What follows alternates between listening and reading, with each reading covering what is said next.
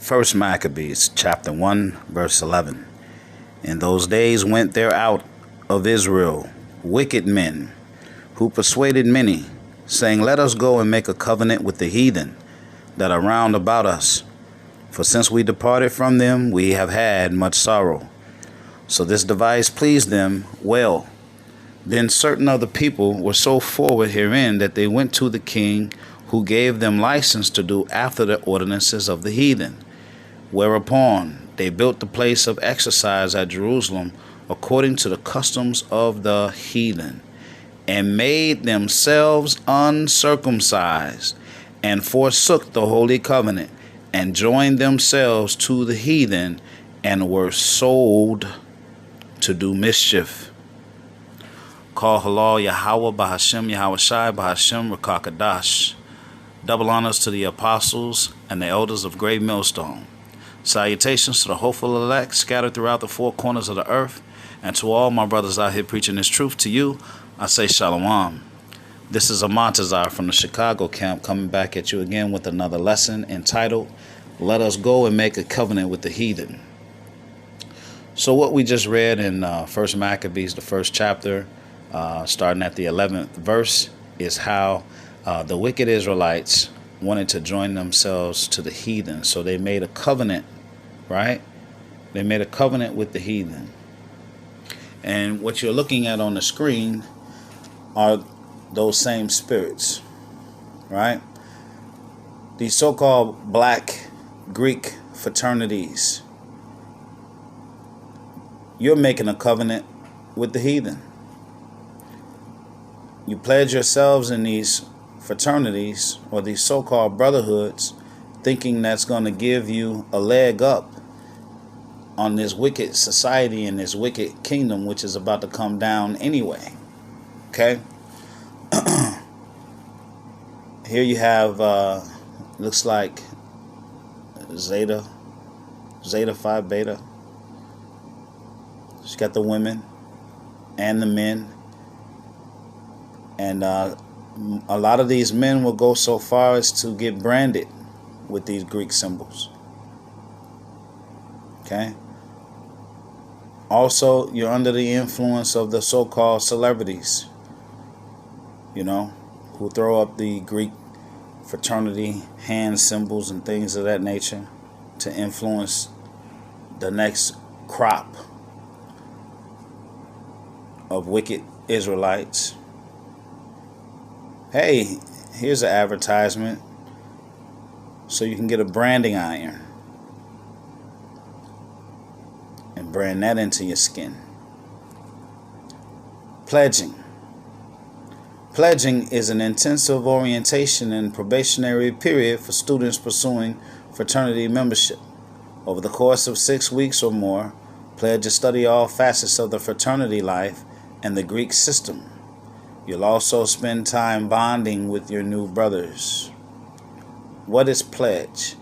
A solemn promise or undertaking. The conference ended with the joint pledge to limit pollution. A thing that is given as security for the fulfillment of a contract or the payment of a debt and is liable to forfeiture in the event of failure. He had given the object as a pledge to a creditor.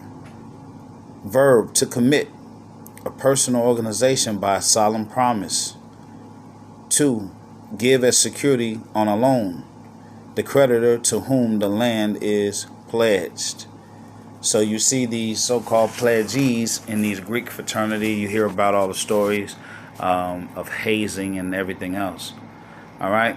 So the ironic thing is, in 1988, you had Spike Lee do a movie called School Days, and what it did was it kind of so-called featured the hazing and the so-called black contrast.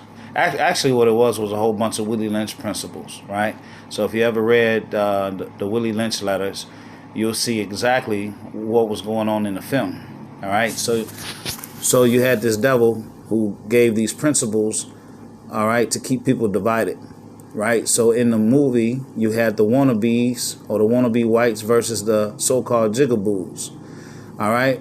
So it was always a fight over good and bad hair, light skin versus dark skin, so-called African roots versus those who wanted to assimilate into the white culture.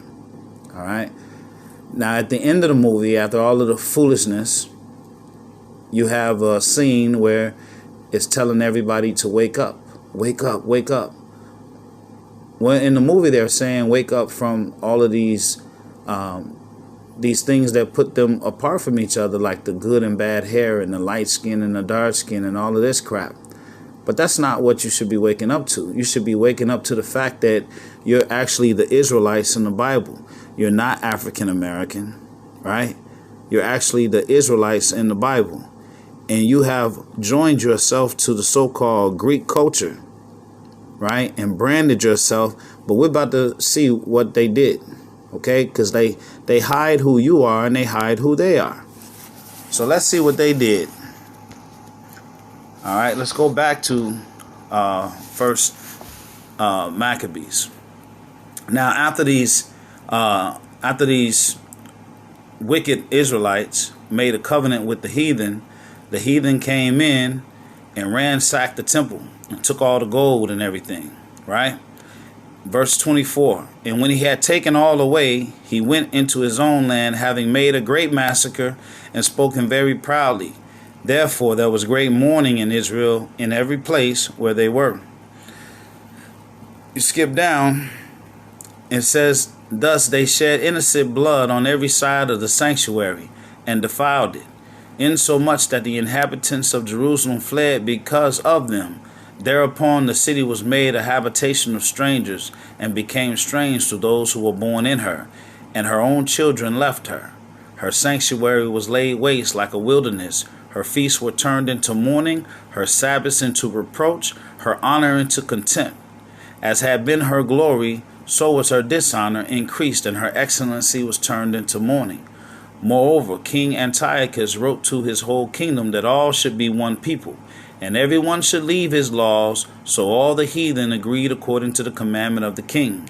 Yea, many also of the Israelites consented to this religion, or to his religion, Salakia, and sacrificed unto idols and profaned the Sabbath.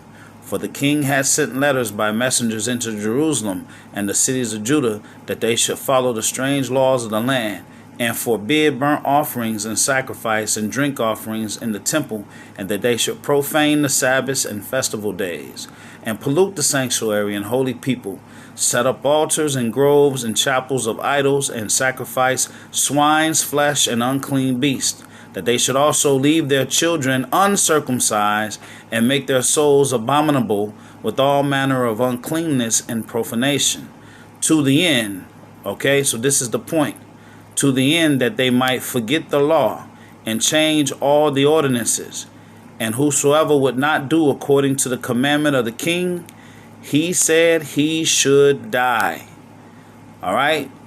So you black Greeks, what you did was you made a covenant with the heathen, all right, who did nothing but what? Kill, steal, and destroy. All right. 53, and drove the Israelites into secret places, even wheresoever they could flee for succor, all right, or safety. Now look at this. This is what you got stamped into your arm, right? And whosoever was found with the book of the Testament, or if any committed to the law, the king's commandment was that they should put him to death. Thus did they by their authority unto the Israelites every month, to as many as were found in the cities. Now the 25th and 20th day of the month they did sacrifice unto the idol altar, which was upon the altar of the Most High, at which time, according to the commandment, they put to death certain women that had caused their children to be circumcised. And what did they do? And they hanged the infants about their necks, and rifled their houses, and slew them that had circumcised them. So this is what you join yourself to, all right? This is what you join yourself to. Let's go to Isaiah 28. I'm going to make this quick. Isaiah 28, verse 15. Because ye have said, we have made a covenant with death, and with hell are we at agreement. When the overflowing scourge shall pass through, it shall not come unto us. For we have made lies our refuge, and under falsehood have we hid ourselves. All right, you haven't done anything to help your situation, as you can see. Because why would he care anything about you? You just saw what he did to your forefathers. Habakkuk 2:5, because he is as death. Yea, also, because he transgresseth by wine, he is a proud man, neither keepeth at home, who enlargeth his desire as hell, and is as death, and cannot be satisfied, but gathereth unto him all nations, and heaped upon him all people. You've seen him do it all throughout history. All right, you've seen him do it to the so-called Americas and the North American Indians. You see Esau's foothold in all the countries of the earth. How many of these countries have army bases in America? How many American bases are in other countries? Isaiah 13. Let's go back to Isaiah 13, verse 15. Everyone that is found shall be thrust through, and everyone that is joined unto them shall fall by the sword. Okay? So when that time comes, you haven't repented, all right, and you're still following Esau, Edom, you're going to be thrust through. I pray that this lesson has been edifying. Until the next one, shalom.